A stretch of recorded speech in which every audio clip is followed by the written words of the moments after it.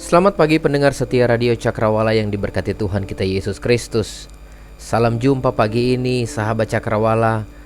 Kasih dan anugerah Allah menyertai kehidupan kita. Apa kabarnya pagi ini? Doa dan harapan kami semua tentunya kita semua ada dalam keadaan yang diberkati, dalam keadaan yang sehat, dalam keadaan yang kuat. Dan tentunya pagi ini kami terus berdoa dan berharap supaya kita semua bangun dengan tubuh yang segar untuk kembali menjalani segala aktivitas, pekerjaan, dan juga pelayanan kita. Senang sekali pagi ini sahabat Cakrawala, kembali saya Kapten Jeffrey Manansang dapat menemani kita dalam program acara Oasis Fajar di edisi siar tanggal 14 Januari. Tidak terasa saudara-saudara, 14 hari sudah kita ada di tahun yang baru, dan itu artinya bahwa kita sudah sedang menjalani tahun yang rahasia ini. 14 hari sudah kita lewati pertolongan Tuhan, dan tentunya harapan kita bukan hanya di hari ke-14 ini Tuhan sertai kita, tetapi sepanjang tahun ini Tuhan pun akan menyertai kita. Baik sahabat Cakrawala, sebelum kita bersama-sama merenungkan bagian firman Tuhan, maka saya mengajak kita untuk berdoa. Mari kita berdoa. Bapa di sorga, Tuhan Yesus Juru Selamat kami datang kepada Tuhan pagi ini, bersyukur berterima kasih kepadamu Tuhan, untuk kasih setiamu yang kau nyatakan bagi kehidupan kami sepanjang malam. Kami boleh beristirahat, dan pagi ini kami boleh kembali bangun dengan tubuh yang diberkati. Dan kami tahu Tuhan, ada berkat, ada rahmat yang baru yang Tuhan akan curahkan bagi kehidupan kami hari ini. Sebelum kami melanjutkan segala aktivitas kami Tuhan, kami ingin mendengar dan belajar kebenaran firman-Mu. Kami mohon supaya Engkau berkenan berbicara melalui hamba-Mu kepada kami semua yang mendengarkan pagi ini, baik pendengar yang mendengarkan melalui radio, melalui YouTube, dan juga melalui streaming kami. Terima kasih Tuhan, berfirmanlah, kami siap mendengar, demi nama Yesus Kristus Tuhan dan Juru Selamat kami. Amin. Pendengar setia yang diberkati oleh Tuhan kita Yesus Kristus, hari kemarin kita sudah berbicara mengenai komitmen. Komitmen merupakan sebuah hal yang mendorong kita atau menguatkan kita untuk kita dapat melakukan sesuatu. Komitmen saudara-saudara merupakan sebuah ikatan atau tuntutan yang kita buat untuk kita dapat melakukan sesuatu. Nah sahabat Cakrawala yang diberkati Tuhan, belakangan ini saya sering membaca dan juga melihat saudara-saudara ada sebuah film yang begitu terkenal di tanah air ini. Top saudara-saudara. Mulai dari ibu-ibu, wanita-wanita, saudara-saudara, ada juga mama-mama, ada juga orang tua, saudara-saudara, menonton film ini. Saya kurang paham karena saya juga jarang menonton, saudara-saudara. Film ini judulnya Layangan Putus. Nah, saudara-saudara, saya karena penasaran, saya coba lihat skrip dari film ini. Ternyata film ini bercerita tentang seorang kepala rumah tangga yang punya istri, tetapi dia punya simpanan di luar. Nah yang anehnya saudara-saudara bahwa dalam film ini pria ini memiliki dua komitmen. Dia komitmen untuk mencintai keluarganya, tapi dia juga komitmen untuk mencintai selingkuhannya. Saudara-saudara, rasanya ini film yang aneh, tetapi kita harus sadar bahwa ini realita. Saya tidak sedang mempromosikan film saudara-saudara, tetapi saya ingin bicara tentang komitmen. Bahwasanya komitmen yang salah itu akan sangat berpengaruh terhadap perjalanan kehidupan. Selanjutnya komitmen yang benar saudara-saudara itu juga akan mempengaruhi perjalanan demi perjalanan. Nah itu sebabnya pagi ini saya ingin berbicara termin yang kedua bagi kita, mengenai tahun baru, komitmen baru. Nah saudara-saudara, ide utama yang ingin saya diskusikan masih sama dengan hari kemarin, bahwa komitmen hidup yang benar terhadap Allah itu akan menjadi kekuatan untuk kita meningkatkan kehidupan rohani kita di tahun yang baru ini. Nah pertanyaannya, apa komitmen iman yang benar yang sekiranya itu bisa menjadi kekuatan untuk kita meningkatkan kehidupan rohani kita? Kita akan belajar bagian yang kedua saudara-saudara. Sebelum kita belajar bagian ini, saya ajak kita untuk membaca bagian firman Tuhan dari Yosua 24 ayatnya yang ke-14. Yosua 24 ayatnya yang ke-14 sampai ayatnya yang ke-21. Yosua 24 ayat 14 sampai ayat yang ke-21. Saya akan bacakan bagi kita sekalian. Oleh sebab itu, takutlah akan Tuhan dan beribadahlah kepadanya dengan tulus, ikhlas, dan setia. Jauhkanlah Allah yang kepadanya nenek moyangmu telah beribadah di seberang sungai Efrat dan di Mesir, dan beribadahlah kepada Tuhan. Tetapi jika kamu anggap tidak baik untuk beribadah kepada Tuhan, pilihlah pada hari ini kepada siapa kamu akan beribadah. Allah yang kepadanya nenek moyangmu beribadah di seberang sungai Efrat, atau Allah orang Amori yang negerinya kamu diami ini. Tetapi aku dan seisi rumahku, kami akan beribadah kepada Tuhan. Lalu bangsa itu menjawab, jauhlah daripada kami meninggalkan Tuhan untuk beribadah kepada Allah lain.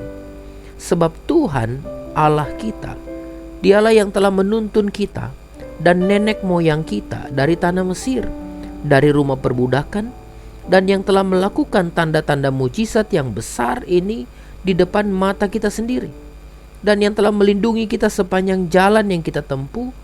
Dan di antara semua bangsa yang kita lalui, Tuhan menghalau semua bangsa dan orang Amori, penduduk negeri ini, dari depan kami. Kami pun akan beribadah kepada Tuhan, sebab Dialah Allah kita. Tetapi Yosua berkata kepada bangsa itu, tidaklah kamu sanggup beribadah kepada Tuhan, sebab Dialah Allah yang kudus, Dialah Allah yang cemburu. Ia tidak akan mengampuni kesalahan dan dosamu. Apabila kamu meninggalkan Tuhan dan beribadah kepada Allah asing, maka Ia akan berbalik daripadamu dan melakukan yang tidak baik kepada kamu, serta membinasakan kamu setelah Ia melakukan yang baik kepada kamu dahulu. Tetapi bangsa itu berkata kepada Yosua, tidak, hanya kepada Tuhan saja kami akan beribadah. Nah, pendengar setia Radio Cakrawala yang diberkati Tuhan kita Yesus Kristus, tahun yang baru, kita membutuhkan komitmen yang baru. Komitmen hidup yang benar itu akan menjadi kekuatan untuk kita meningkatkan kehidupan rohani kita di tahun yang baru. Apa saja komitmennya, saudara-saudara? Hari kemarin kita sudah belajar komitmen ibadah yang dipersembahkan kepada Allah, itu yang pertama. Hidup yang dipersembahkan kepada Allah. Yang kedua, saudara-saudara, kita akan belajar dalam ayatnya yang ke-15 dari pembacaan kita. Yosua 24 ayat 15 bilang begini, tetapi jika kamu anggap tidak baik untuk beribadah kepada Tuhan, pilihlah pada hari ini kepada siapa kamu akan beribadah. Allah yang kepadanya nenek moyangmu beribadah di seberang sungai Efrat, atau Allah orang Amori yang negerinya kamu diami ini. Tetapi aku dan seisi rumahku, kami akan beribadah kepada Tuhan. Nah, pendengar setia yang diberkati, komitmen yang kita perlukan untuk menjadi kekuatan kita, meningkatkan kehidupan rohani kita, adalah komitmen setia yang berdampak. Komitmen setia yang berdampak. Saudara-saudara pendengar setia Radio Cakrawala, saya rasa kita masih mengingat renungan yang saya sampaikan dari hari Senin, Selasa, dan Rabu yang lalu, di mana kita melihat dua tokoh, Yosua dan Kaleb.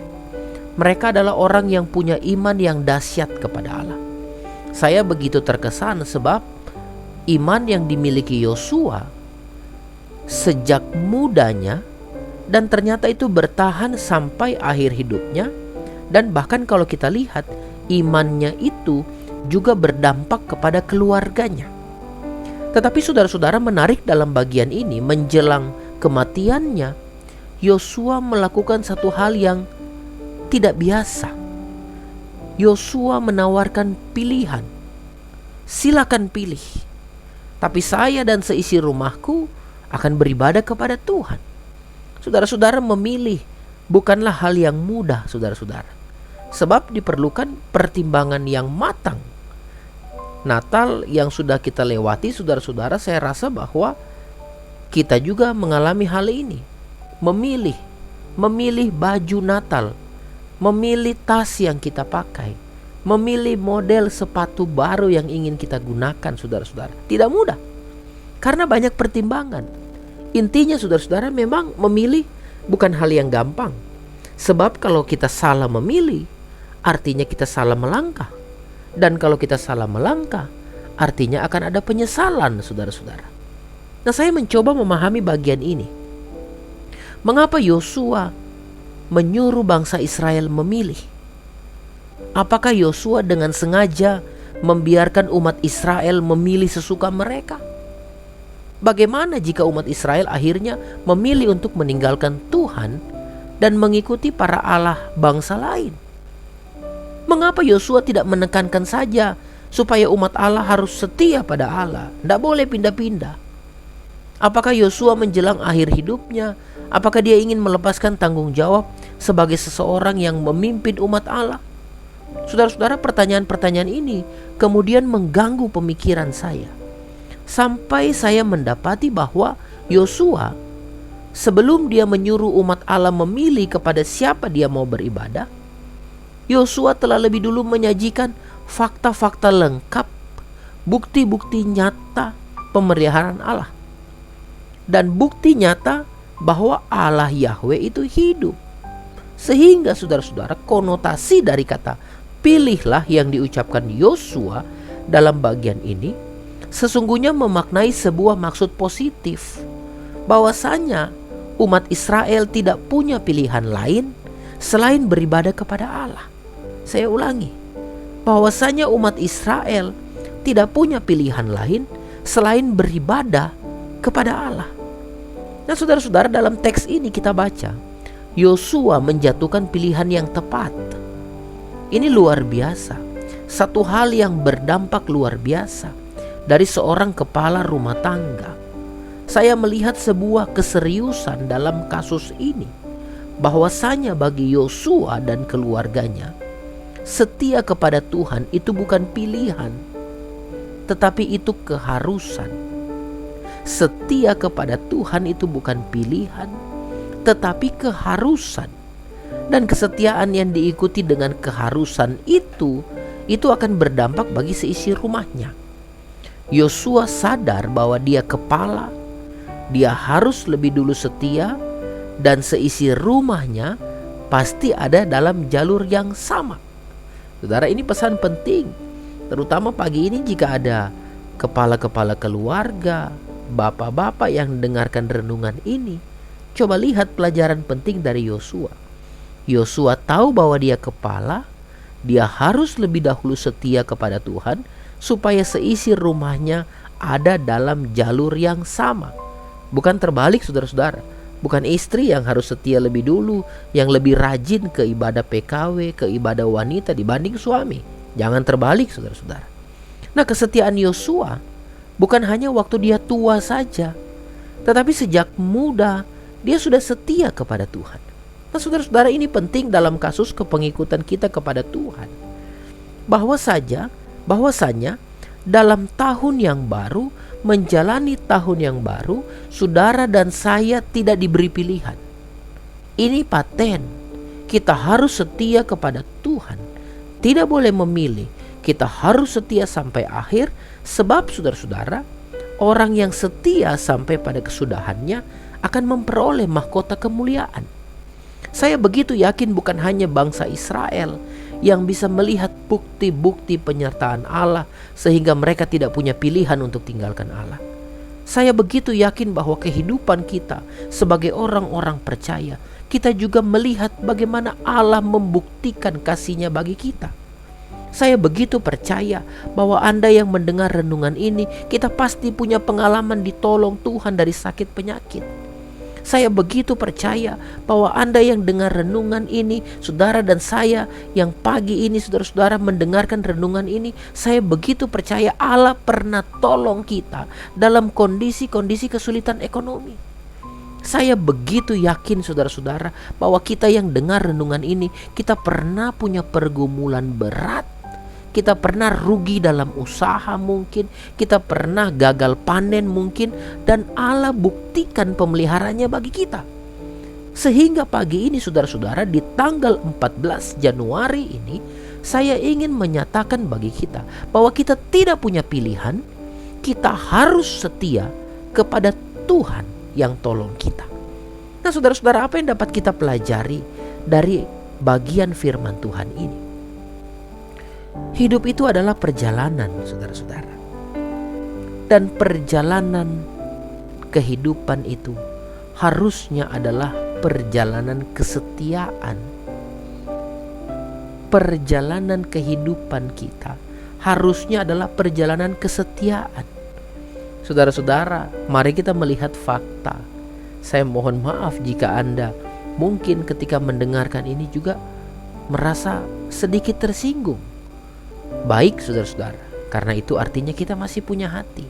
Coba kita lihat, ada banyak orang Kristen yang dulu setia, sekarang hilang, saudara-saudara. Dulu setia ke gereja, tetapi sekarang menjadikan gereja itu sebagai pilihan. Boleh datang, boleh juga tidak. Dulu ketika diberlakukan, saudara-saudara, ibadah online, tidak boleh ada pertemuan di gereja, banyak orang-orang percaya bilang, oh rasanya tidak lengkap kalau tidak ke gereja. Tapi setelah gereja dibuka kembali, saudara-saudara, kadang-kadang orang yang komen tidak lengkap itu justru dia yang tidak datang ke gereja. Saudara-saudara, maaf jika Anda tersinggung. Banyak orang tua yang memberi pilihan bagi anak-anak. Boleh datang ibadah pemuda, boleh juga tidak. Saudara-saudara, coba lihat. Banyak pelayan-pelayan Tuhan menjadikan pelayanan sebagai pilihan. Boleh persiapan, boleh juga tidak. Banyak pemain-pemain musik di gereja, saudara-saudara, yang menjadikan permainan musik kepada Tuhan sebagai pilihan. Boleh latihan, boleh juga langsung main saja. Karena kita kan profesional, kita kan sudah banyak paham mengenai musik, ya sudah langsung main. Lagi pula lagu-lagunya itu-itu saja. Oh saudara-saudara, kepengikutan kepada Tuhan itu bukan pilihan, tetapi ini keharusan. Setia kepada Tuhan bukan pilihan, tapi itu keharusan.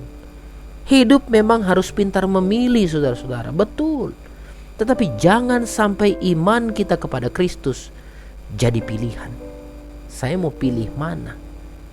Cowok ganteng itu atau iman saya?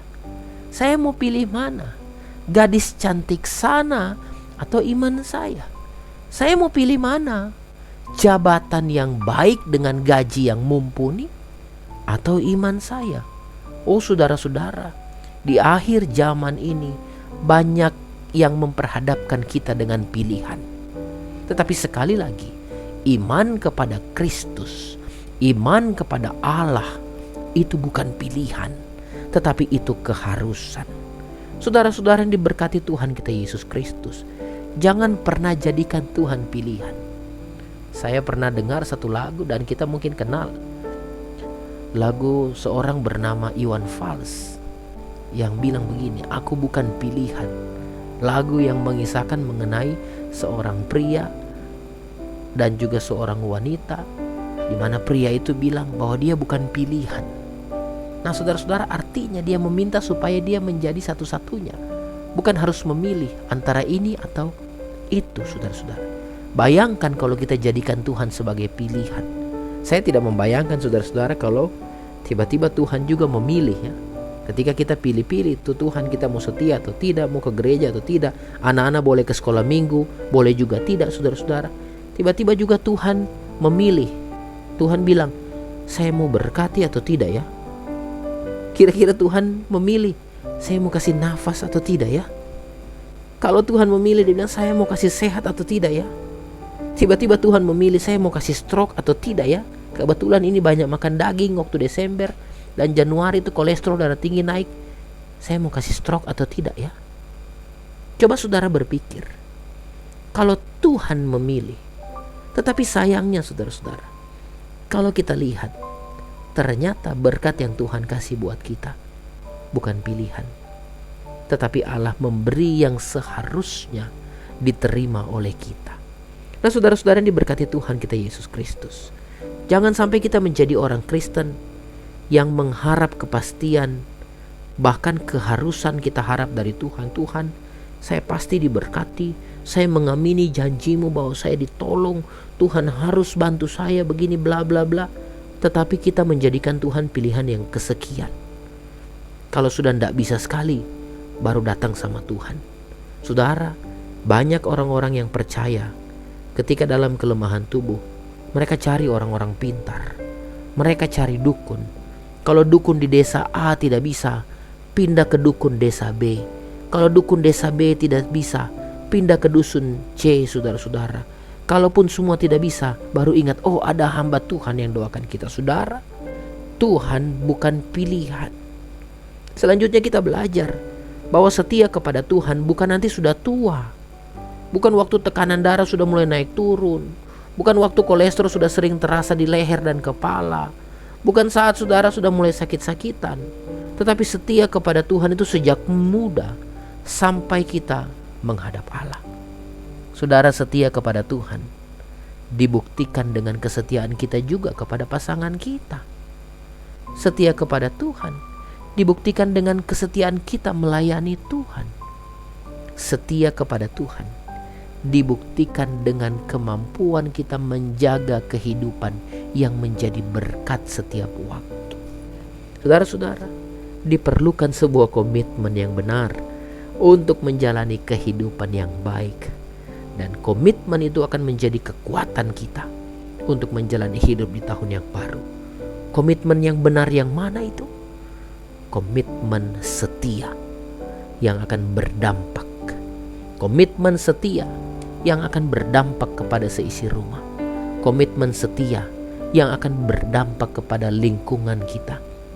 Komitmen setia yang akan berdampak kepada teman-teman di kantor kita. Komitmen setia yang akan berdampak kepada teman-teman kita di sekolah. Dan komitmen setia untuk selalu iring Tuhan Yesus. Ada satu pujian yang sering kita nyanyikan. Pujian itu berkata begini, saya mau iring Yesus. Saya mau iring Yesus. Meskipun saya susah, menderita dalam dunia, saya mau iring Yesus sampai selama-lamanya. Biarlah kita akan menjalani tahun 2022 ini dengan sebuah komitmen yang benar, bahwa kita akan ikut Tuhan Yesus sampai kita berjumpa dengan Dia di sorga. Tuhan Yesus tolong kita untuk melakukan firman-Nya dalam kehidupan kita. Mari kita berdoa. Bapa di sorga, Tuhan Yesus Juru Selamat kami. Kami datang kepada Tuhan dan bersyukur kepadamu sebab kami boleh belajar. Kami boleh diingatkan dari kehidupan Yosua dan juga keluarganya. Bahwa dunia ini Tuhan kadang-kadang menyajikan banyak tantangan bagi kami. Banyak pilihan bagi kami. Supaya kami meninggalkan Kristus. Supaya kami goncang dalam iman kami. Tetapi biarlah Tuhan melalui firman-Mu kami belajar.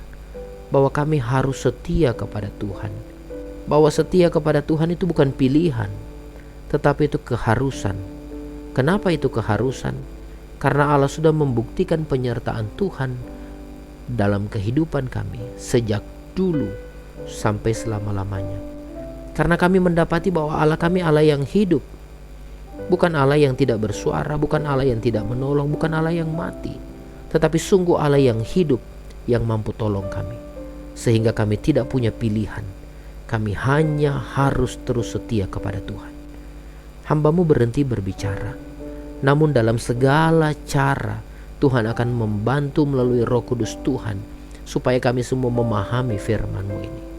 Jika ada saudara-saudara kami yang mungkin saat ini sedang ada dalam kebimbangan untuk ikut Tuhan atau tinggalkan Tuhan, untuk terus pegang iman kepada Kristus atau tinggalkan Kristus. Oh Bapa, hamba berdoa di dalam nama Tuhan Yesus. Biarlah kuasa Roh Kudus meneguhkan mereka. Supaya mereka ada dalam pilihan untuk percaya Tuhan. Supaya mereka ada dalam keharusan untuk percaya Tuhan. Bapa di sorga, kami percaya bahwa Engkau tidak akan membiarkan kami dalam kebimbangan. Maka kami mohon supaya Tuhan jaga umat-umat Tuhan. Kami mohon supaya Tuhan jaga iman anak-anak Tuhan, supaya dalam kondisi-kondisi dunia ini kami terus ada bersama-sama dengan Tuhan. Terima kasih Tuhan, karena bukan kami yang memilih Engkau, tetapi Engkau yang memilih kami. Oleh sebab itu, teguhkanlah pilihan-Mu atas kehidupan kami Bapa, supaya kami terus setia dan percaya kepada Tuhan. Ini doa permohonan kami Bapa. Mengampuni setiap dosa pelanggaran kami. Sebab doa ini kami bawa dengan penuh percaya di dalam nama Tuhan Yesus, yang kepadanya kami setia sampai akhir hidup kami. Kami berdoa. Amin. Amin. Pendengar setia Radio Cakrawala yang diberkati Tuhan, terima kasih Anda sudah bersama-sama dalam program acara ini. Dan biarlah firman Tuhan yang disampaikan akan terus menjadi kekuatan bagi kita. Dan saya juga percaya bahwa saudara-saudara yang selalu mendengar renungan ini, Anda pasti juga akan berdoa untuk Radio Cakrawala. Doakanlah supaya semua hal-hal yang direncanakan, semua hal-hal yang boleh dikerjakan di radio ini dapat membawa kemuliaan bagi nama Tuhan. Kita percaya bahwa radio ini adalah milik Tuhan, dan Tuhan pasti akan bertanggung jawab penuh untuk radio ini. Selamat beraktivitas sahabat Cakrawala. Sampai bertemu lagi di hari esok di waktu yang sama dalam program acara Oasis Fajar. Dari Jalan Maluku nomor 20, saya Kapten Jeffrey Manansang pamit undur diri. Selamat pagi. Sekali lagi selamat beraktivitas. Tuhan Yesus memberkati kita. Haleluya.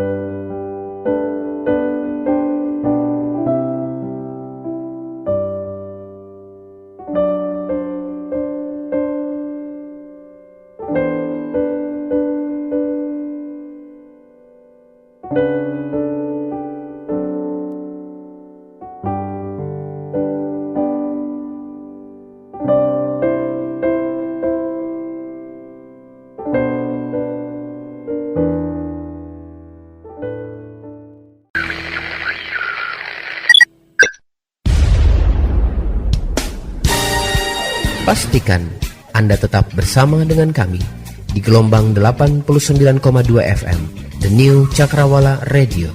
God bless us.